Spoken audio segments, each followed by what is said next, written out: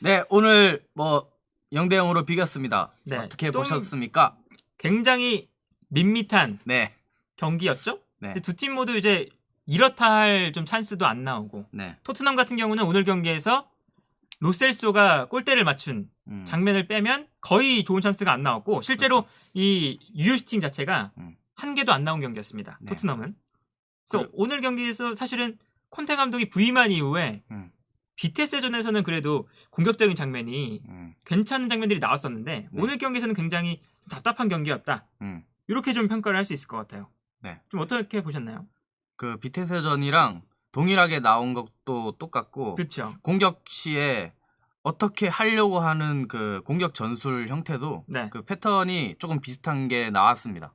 케인이 어쨌든 등을 져주고 그렇죠.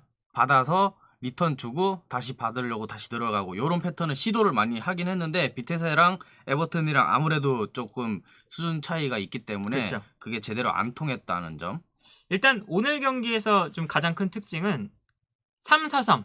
음. 지난 경기와 비테세전과 동일하게 나왔는데 이 3-4-3 전형이 빌드업을 하는 데는 그렇게 지금 토트넘에게 좋지 않은 전형 같다라고 좀 평가를 할 수 있을 것 같아요. 네. 기본적으로 이 콘테 감독이 이 인터밀란에 있을 때도 그렇고 뭐 유벤투스에 있을 때도 그렇고 이탈리아 대표팀을 이끌 때도 그랬고 3-5-2 포메이션을 자주 사용했거든요.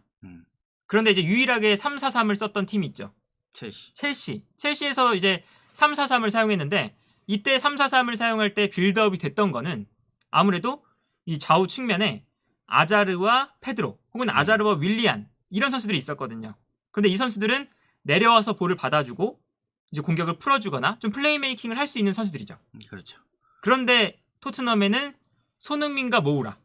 침투에 능한 선수 그렇죠. 그리고 모우라는 어쨌든 볼을 키핑해서 끌고 올라갈 수 있는 선수긴 하지만 마무리가 아쉬운 선수. 그렇죠. 그래서 이제 오늘 경기도 보면 손흥민 선수나 뭐 모우라나 내려와서 볼을 받는 장면들이 굉장히 많이 나왔고 이것은 이제 손흥민과 모우라가 전방에 있으면 볼이 안 올라오기 때문에 내려와서 볼을 받아줬다. 네. 이렇게 평가를 할 수 있을 것 같아요. 이 아까 잠깐 활동 반경을 확인을 했는데 손흥민 선수의 활동 반경이 굉장히 낮은 위치에 형성되어 있습니다. 네. 이제 그만큼 손흥민 선수가 내려와서 볼을 받는 장면들이 많았고 이것은 손흥민 선수를 효과적으로 활용하는 방법이 좀 아닌 것 같다. 그렇죠. 이렇게 보입니다. 조금 맞지 않은 옷을 입은 느낌이었어요. 그렇죠. 그리고 콘테가 아직 손흥민을 어떻게 활용해야 될지 정확히 파악이 안 됐을 수도 있고 그렇죠. 아니면 오늘 경기가 전체적으로 조금 밀리는 양상이 있어서 그런지도 모르겠는데 손흥민은 아무래도 좀 찔러주는 패스에 침투했을 때 제일 좋은 거를 능력을 발휘하기 때문에 그런 식으로 앞으로 조금 더 개선을 해나가야 될 것 같아요. 그래서 이제 오늘 경기를 좀 보고 나서 콘테 감독이 조금 전술적으로 수정을 해야 되는 부분이 결국에는 손흥민이 너무 내려와서 볼을 받는다. 이거는 지금 토트넘 전체적으로도 좋지 않은 상황이기 때문에 3-4-3 포메이션을 사용하더라도 중원에서 볼을 좀 몰고 올라가거나 좀 전방으로 볼을 공급해 줄 수 있는 선수가 필요하다. 그래서 손흥민 선수가 내려와서 볼을 받기보다는 전방에서 좀 뛰어나갈 준비를 하고 있는 모습이 나와야 토트넘에게도 더 좋다. 네. 그리고 그래야 케인이 전방으로 패스를 줄 때 손흥민 선수가 달려나가기 때문에 케인의 패스도 좀 더 살릴 수 있다. 이렇게 좀 평가를 할 수 있을 것 같아요. 네. 그리고 뭐 오늘 경기에서 이제 콘테 감독에 네. 대해서 평가를 한번 해주시겠어요? 네.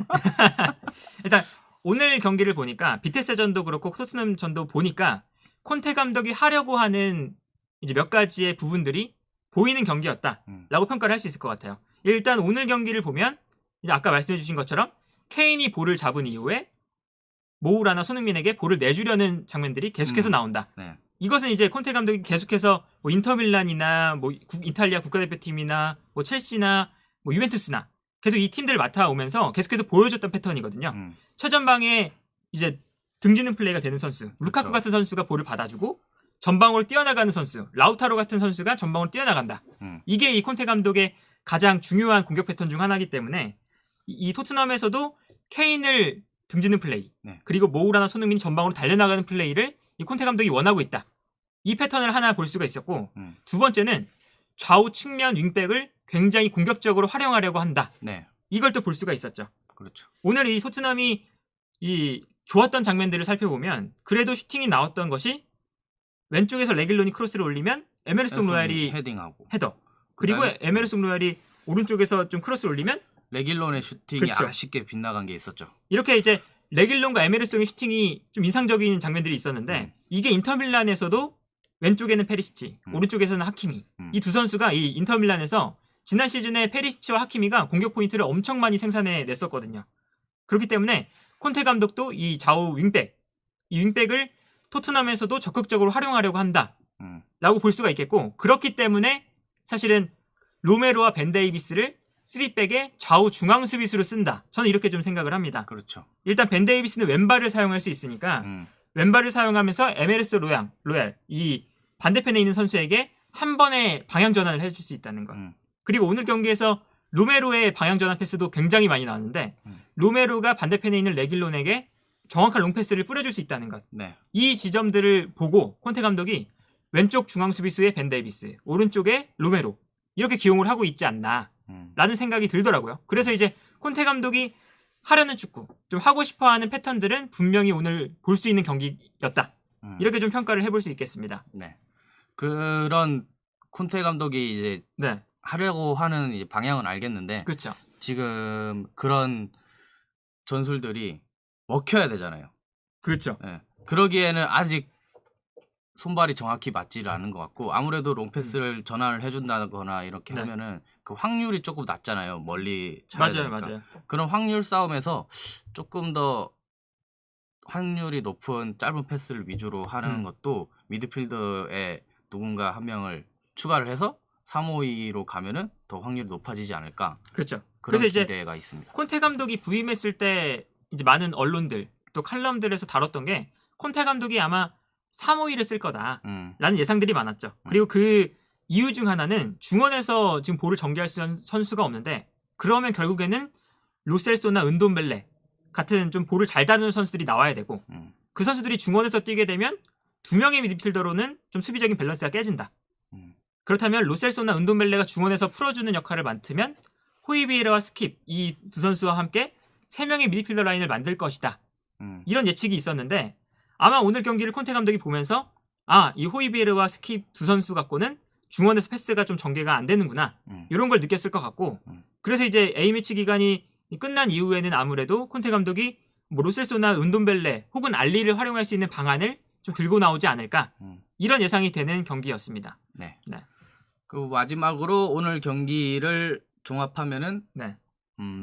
경기가 되게 가열되고 퇴장도 나왔고 그렇죠. PK를 줄 뻔했던 장면도 있었고 일단 오늘 경기에서 좀 많이 거칠었죠. 네. 이제 벌써 경고가 지금 확인해 보니까 두 팀 통틀어서 6장이 나왔고 레드 카드도 한 장 나왔어요. 네. 이제 그만큼 이제 오늘 경기가 굉장히 거칠었던 경기였고 또 그만큼 이 선수들이 굉장히 좀 투박한 경기를 펼친 경기였다라고 할 수 있겠습니다. 근데 저는 이제 이 지표로만 봐도 네. 콘테가 와가지고 조금 달라진 점이라고 볼 수 있는 것 같아요. 어떤 이렇게 콘테가 밖에서 선수들에게 지시를 엄청 많이 하잖아요. 막 그쵸, 소리도 그쵸. 많이 지르고 더 파이팅 있게 하라 그러니까 조금 이렇게 파이팅 있게 하고 네. 지금 이번 시즌 들어서 처음으로 비겼거든요. 네.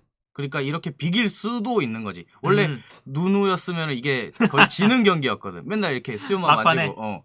근데 그런 경기를 질 경기를 비기게 만들어주는 게 조금 더 좀 버티는 힘이 생겼다. 버티는 힘이 그리고 이제 생긴 콘테 거죠. 감독이 마지막에 좀 실점을 안 하려고 했던 이제 포인트들이 레길론 대신 도어티가 들어왔다는 거죠. 이게 사실 도어티가 못하긴 했지만 이게 콘테 감독의 의도를 알 수 있는 게 이 PK가 나올 뻔한 장면이 있었잖아요. 네. 그 장면 때 레길론이 볼을 경합하다가 밀리는 장면이었거든요. 맞아요. 그리고 그런 장면들이 계속해서 반복이 됐었습니다.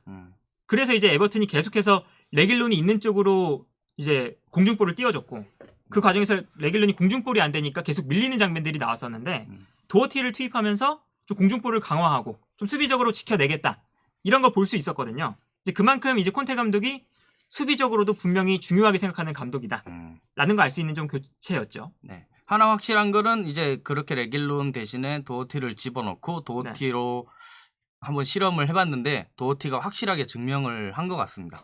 자기는 안 된다. 네. 부족하다. 네, 부족하다는 걸 확실히 알았어요. 그렇죠. 그래서 네. 이제 콘테 감독이 겨울 이적 시장에 좀 필요한 포지션이 이제 몇 경기 하면서 좀 생기는 것 같아요. 네. 아무래도 그 윙백 자원들도 레길론을 교체하는데 도어티가 들어올 수밖에 없는 지금 토트넘의 스쿼드고. 네. 그리고 이제 모우라나 손흥민을 뺐는데 이제 좀 측면 공격 자원이 아니라 뭐 은돈벨레 같은 그렇죠. 좀 중앙 미드필더 자원들이 들어오다 보니까 분명히 지금 콘테 감독이 좀 필요한 포지션들을 좀 찾아 나가고 있는 과정이겠죠. 네, 이제 A매치 기간 동안 이제 누구를 더 보강해야 되고 어느 포지션을 보강해야 되는지 리스트를 좀 짜고 연습도 더 많이 그쵸. 할 것 같으니까 뭐 앞으로 누구를 영입할 건지 네. 이적 시장, 이적설 좀 기대가 되네요. 그렇죠. 뭐 계속 이적설이 계속 나오고 있으니까. 네. 그래서 이제 오늘 경기를 이제 좀 마무리를 해보면 콘테 감독이 이제 A매치 기간 전에 어떤 축구를 할지를 좀 보여줬던 경기였고 콘테 감독도 A매치 기간 동안 어떤 부분을 정비해야 되는가 콘테 감독도 숙제를 안고 가는 경기였다. 이렇게 좀 정리를 할 수 있을 것 같습니다. 네. 앞으로가 기대되는 콘테입니다. 네.